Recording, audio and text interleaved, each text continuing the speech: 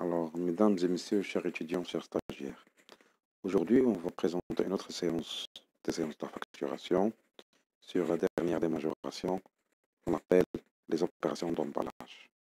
Alors, cette séance sera répartie en deux parties. Alors, en deux parties. On va maintenant traiter la première partie et pour après, on va traiter la deuxième partie. Pour la première partie, on va traiter selon le plan suivant. La première partie, soit on va traiter les définitions et typologies d'emballage. Autrement dit, on parle le matériel d'emballage comme premier type. Le deuxième, on va traiter les emballages commerciaux. Définition et traitement comptable d'acquisition ou d'achat. Dans une deuxième partie du cours d'emballage d'une manière générale, on va traiter les opérations d'emballage et leur traitement comptable. Autrement dit, on parle les prêts des emballages commerciaux récupérables. On va traiter la consignation d'emballages récupérables. Le troisième, on va traiter la restitution des emballages consignés. Et comme dernier point, on va traiter le non-retour d'emballage consigné. Premièrement, on va commencer avec quoi? Avec la définition des emballages. Alors, les emballages, ce sont des objets dont leur but est de contenir le produit afin de le distribuer à la clientèle. C'est-à-dire, ce sont des objets sur lesquels on va mettre les produits afin de faciliter le transfert des produits ou des marchandises de lieu de production ou de vente vers les clients afin de les consommer ou de l'utiliser. Ça dépendra du type de produit. Donc, on distingue deux types d'emballage. Il y en a ce qu'on appelle le matériel d'emballage et le deuxième, il y en a ce qu'on appelle les emballages commerciaux. Alors, commençons par le matériel d'emballage. Mais avant de traiter chaque point de ce matériel, bien sûr, on va traiter cela dans un schéma où on va présenter tous les emballages qui existent généralement dans les entreprises. Premièrement, on a le matériel d'emballage. Bien sûr, le deuxième, ce qu'on appelle les emballages commerciaux. Ce sont les emballages avec lesquels on transporte le produit, on va faire le transfert du produit du lieu de production vers le lieu d'utilisation ou de consommation ou de commercialisation. Ça dépendra du type de transaction. Premièrement, les emballages, avant de continuer, il faut répartir les emballages commerciaux en quatre types d'emballages, quatre typologies d'emballage. Il y a ce qu'on appelle les emballages récupérables et identifiables. Il y a les emballages récupérables non identifiables. Il y a les emballages perdus. Il y a ce qu'on appelle les emballages à usage mixte. Après, on va détailler chacun avec leur comptabilisation, etc. Alors, si on va commencer avec les matériels d'emballage. Alors, pour le matériel d'emballage, ce sont des emballages utilisés, achetés, acquis par l'entreprise et utilisés au sein de l'entreprise. Donc, ils ne sont pas destinés pour commercialiser le produit à la clientèle. L'exemple, c'est ce qu'on appelle les cuves. Il y en a les conteneurs qui sont utilisés dans les raffineries. Il y a ce qu'on appelle les barils utilisés dans les raffineries. C'est-à-dire qu'ils sont utilisés pour stocker le produit, mais pas pour le répartir aux clientèles ou à le distribuer à la clientèle. Donc l'exemple, dans les coopératives, on trouve sur de barils, ou bien ce genre de conteneurs, on va stocker de l'eau dans des organismes sur lesquels ils ont besoin d'un appareil pour stocker de l'eau. Donc, puisqu'il résiste ce matériel et il résiste plus qu'une année, on va le considérer comme des immobilisations. Pour cela, leur traitement, il est comme le traitement des immobilisations. Si on peut traiter un exemple du traitement comptable de l'acquisition de ce type de matériel d'emballage, alors on va commencer par un exemple, vu qu'ils sont considérés comme des immobilisations.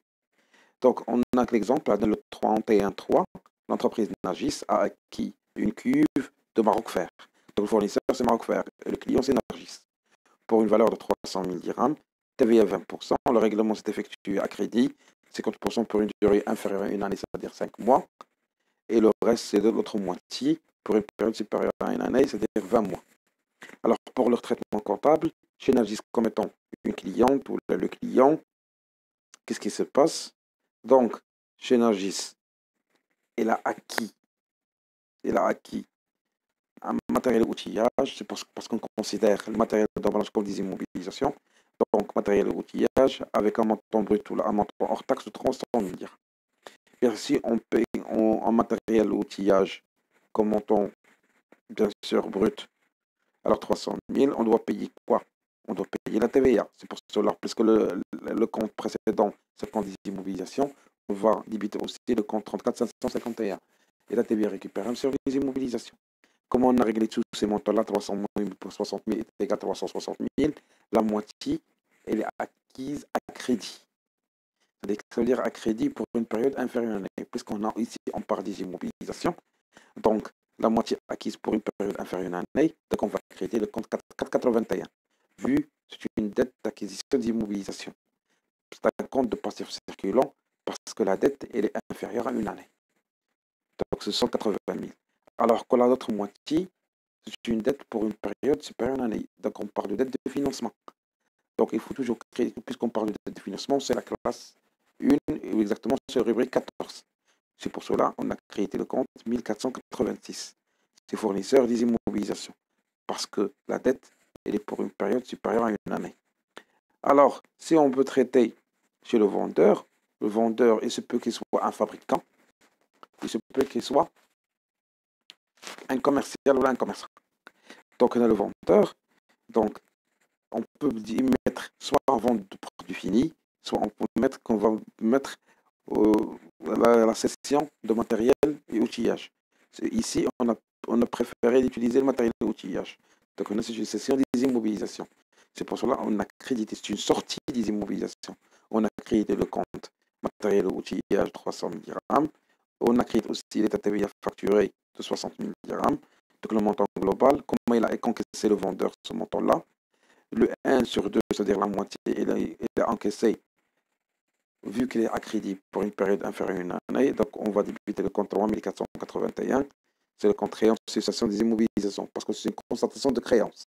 Donc, ce sont des créances de l'actif circulant, rubrique 34. C'est pour cela qu'on a crédité le compte, on débité le compte 3481 parce que c'est une créance pour une période inférieure à une année. Alors, si il est une créance pour une période supérieure à une année, donc on a débité le compte 2487. Donc, c'est pour cela qu'on l'appelle créance immobilisée, parce qu'il est d'une période supérieure à une année. Maintenant, on va passer aux emballages commerciaux. Donc, les emballages commerciaux, ce sont quoi ces emballages commerciaux? Les emballages commerciaux, ce sont les emballages utilisés pour transférer le produit du lieu de production d'utilisation vers le lieu de consommation. Donc, ce sont destinés à transférer le produit à la clientèle, d'une manière générale. On distingue 4. Alors, il y en a ce qu'on appelle les emballages récupérables et identifiables. Il y en a les emballages récupérables non identifiables, les emballages perdus et les emballages à usage mixte. Ce qu'on va décortiquer le deuxième chapitre de la première partie des opérations d'emballage. Je vous remercie.